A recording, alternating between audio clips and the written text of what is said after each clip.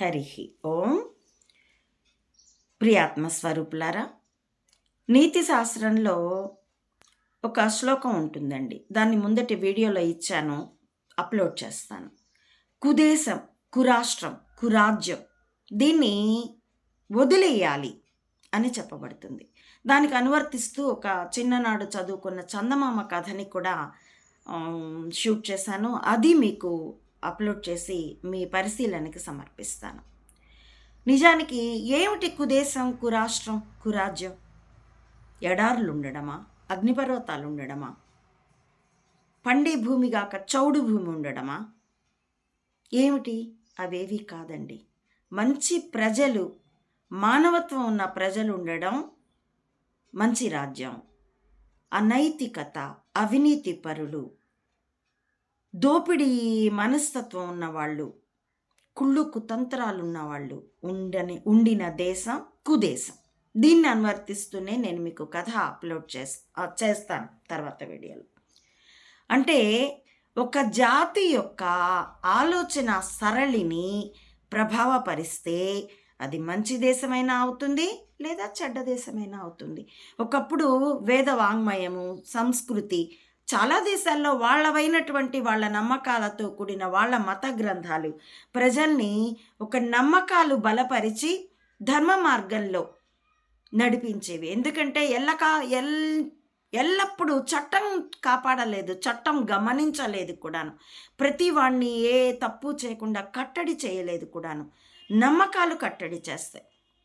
ఇదిగో పరుల సొమ్ముతో దోచుకుంటే నరకానికి పోతావు, అబద్ధం చెప్తే, హింసిస్తే భగవంతుడు నిన్ను హింసిస్తాడు, నీకు అలాంటి నీచ జన్మలు వస్తాయి, లేదా శాశ్వత నరకం శాశ్వత స్వర్గమైనా సరే అక్కడ దేవుడు నిన్ను శిక్షిస్తాడు, కాబట్టి మంచి చేసుకో, అప్పుడు దేవుడు నిన్ను ప్రేమిస్తాడు అంటూ ఆ నమ్మకాల్ని ప్రభావపరిచి దేవుడా తొక్క, స్వర్గమా నరకమా, దేవుడికైనా సరే మనం చేసేవన్నీ చేసి ఇంత హుండీలో డబ్బులు వేస్తేనో, లేదా పాప పరిహారపు పన్ను కన్ఫెషన్ చెప్పుకొని పాస్టర్కి డబ్బులు ఇస్తేనో, లేదా ముల్లాకి మసీదులు కట్టడానికి దండిగా డబ్బులు ఇస్తేనో దేవుడు మన తప్పులన్నిటినీ క్షమించేస్తాడు అనే అపభ్రంశపు నమ్మకాలు.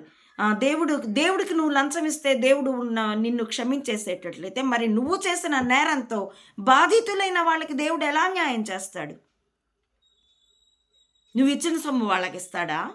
మరి మానసికంగా ఇలాంటి అసత్యపు నమ్మకాల్ని ప్రోధి చేసి సమాజాన్ని భ్రష్టపరిచి మానవత్వానికి మనుగడ లేకుండా చేసింది గూఢచర్య వ్యవస్థలే. ఒక్క ఉదాహరణ చెప్తాను. ఒక దొంగల గుంపు వచ్చి ఒక ఊరి మీద పడి మొత్తం దోచుకొని పోయారు. ఏమీ మిగలలేదు, పంట మిగలలేదు, పంట భూములు తగలబెట్టను కూడా తగలబెట్టారు, ఏమీ మిగలలేదు. అయినా కానీ ఆ మనుషులు గనక శ్రమించేవాళ్ళు, సమర్థత ఉన్నవాళ్ళు, ఇన్నోవేటివ్ ఆలోచనలు ఉన్నవాళ్ళు అయితే ఆ మట్టిని మృణ్మయ శిల్పాలుగా, కొండలు మాత్రమే కాదు అందమైన బొమ్మలుగా కూడా చేసి మళ్ళీ సంపద సృష్టించగలరు. కానీ వాళ్ళని పిరికి వాళ్ళుగా, సోమరులుగా, సొల్లు వాగుకుండే వాళ్ళలాగా, తన్నుకునే వాళ్ళలాగా, పరస్పరం ఎప్పుడు రాగద్వేషాలతో కుళ్ళిపోయే వాళ్ళలాగా, అహంకారపూరితులుగా ట్యూన్ చేస్తే, తయారు చేస్తే ఇక వాడెప్పటికీ ఆ ఊరు ఎప్పటికీ బాగుపడలేదు. కుదేశాలంటే ఇలాంటివే. పరిశీలించి చూడండి, చాలా లోతైన విషయమే, కానీ మీ పరిశీలనకి, మీ విశ్లేషణకి మీకు అర్థమయ్యే విషయమే. ఎందుకంటే అంతటి సామర్థ్యం ఈ దేశపు, ఈ మట్టి మీద పుట్టినటువంటి ఈ మనుషులకి ఉన్నది. బేసికల్గా మనిషికే ఉంటుంది. ఎందుకంటే బేసికల్గా మనిషి స్వచ్ఛ హృదయంతో పుట్టినవాడే, మంచిని నమ్మేవాడే. తర్వాతే సమాజం మరింతగా చెరుపుతుంది. పుట్టుకతో వాడికి వచ్చినటువంటి దుర్గుణాల్ని మరింత పెంచి పుట్టుకతో వాడికి వచ్చిన సద్గుణాన్ని మరింత అణిచి, ఇదిగో ఈ విధమైనటువంటి సమాజాలు నిర్మింపబడే విధంగా లీడ్ చేయబడింది.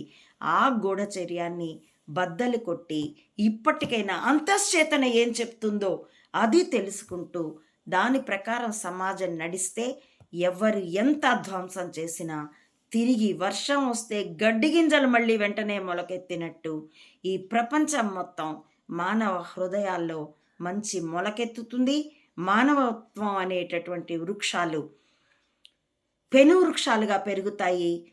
ప్రేమ, జ్ఞానం, ఇతరులతో స్నేహం అనే మధుర ఫలాల్ని ఈ చెట్టు, పిట్ట, మృగ ప్రాణులన్నింటికీ తోటి మానవులకి పంచబడుతుంది.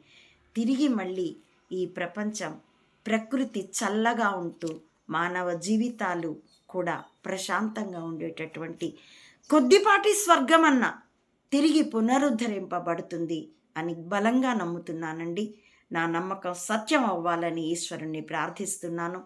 నా ఈ వీడియోలు మీకు నచ్చితే please like, share and recommend my channel to others as well. Subscribe it and please support Ammavudi Mata Anantananda to spread the truth of either spying or spirituality up to the roots of the society, and support me financially also.